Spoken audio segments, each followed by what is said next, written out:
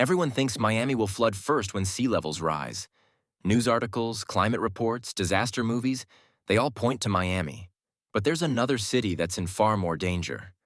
A city of 10 million people that's sinking 6 times faster than sea levels are rising. And unlike Miami, this city can't just build seawalls and hope for the best. This is Jakarta, and it's disappearing. Jakarta is the capital of Indonesia and home to over 10 million people in the city proper, 30 million in the greater metro area. It's one of the largest cities in the world. And it's sinking. Not slowly, not gradually. Jakarta is sinking at a rate of up to 25 centimeters per year in some areas. That's 10 inches, every single year. At this rate, 95% of North Jakarta will be underwater by 2050. That's not a prediction, that's geometry. To understand why Jakarta is doomed, you need to understand where it is. Jakarta sits on the northwest coast of Java, built on low-lying swampland at the mouth of 13 rivers. The city is essentially built on a river delta loose sediment deposited over thousands of years. 40% of Jakarta is already below sea level. Look at this elevation map. See all that blue? That's land that's already lower than the Java Sea. The only thing keeping the ocean out is a series of seawalls and pumps working 24/7. Now compare this to Miami. Yes, Miami is low-lying. Yes, it faces flooding risks, but Miami is built on limestone bedrock, solid rock. The city itself isn't sinking. It's just dealing with rising seas. That's a manageable problem. Jakarta is fighting two battles, rising seas and sinking land, and it's losing both. Here's what's actually causing Jakarta to sink. Groundwater extraction. Let me explain. Jakarta has 10 million people, but its piped water system only serves about 60% of the population. The rest?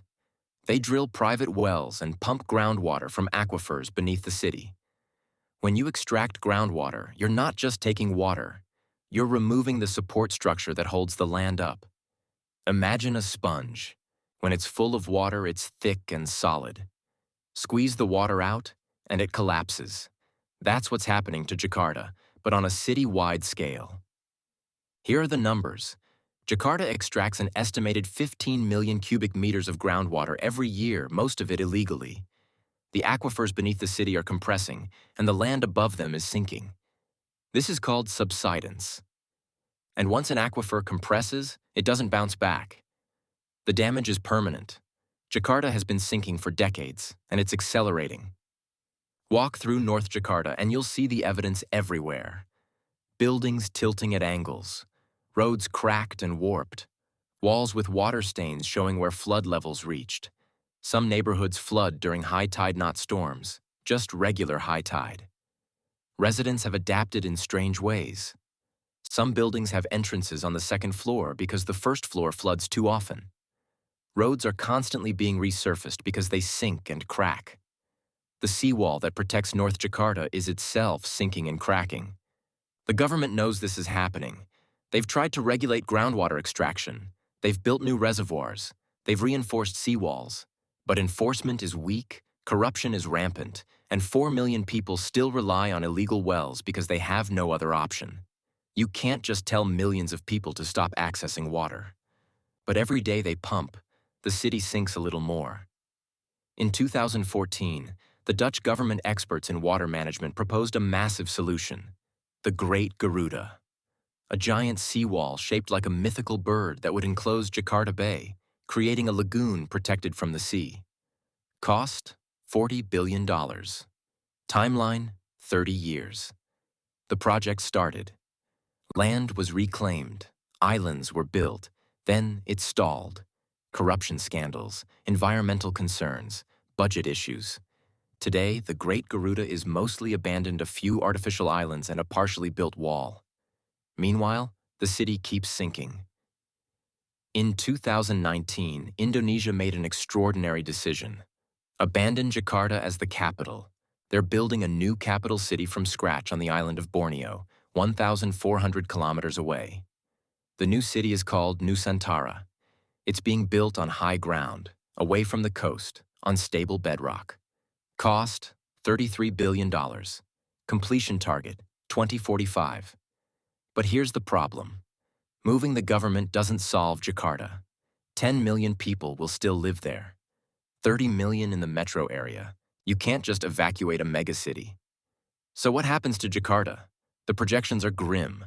By 2030, much of North Jakarta will experience regular flooding. By 2050, entire neighborhoods will be underwater permanently. Millions of people will be displaced. The economic cost will be catastrophic. And Jakarta isn't alone. Bangkok is sinking at 2 to 3 centimeters per year. Ho Chi Minh City is sinking. Manila, New Orleans, Venice, cities around the world are fighting the same battle. But Jakarta is sinking faster than any of them. And because it's built on river delta sediment, because groundwater extraction continues, and because 10 million people need water every day, there's no easy solution. Miami can build seawalls, elevate buildings, and adapt. Jakarta is running out of land to adapt on. So here's what people miss about Jakarta. This isn't just a climate change story. Climate change makes it worse, but Jakarta would be sinking even without rising seas. This is a story about geography, infrastructure failure, and what happens when a megacity is built in the wrong place with the wrong foundation. Miami will face challenges, but Jakarta is facing something far worse. A city built on sinking ground with 10 million people who have nowhere else to go. By 2050, we might not be asking, will Jakarta flood? We'll be asking, where did Jakarta go?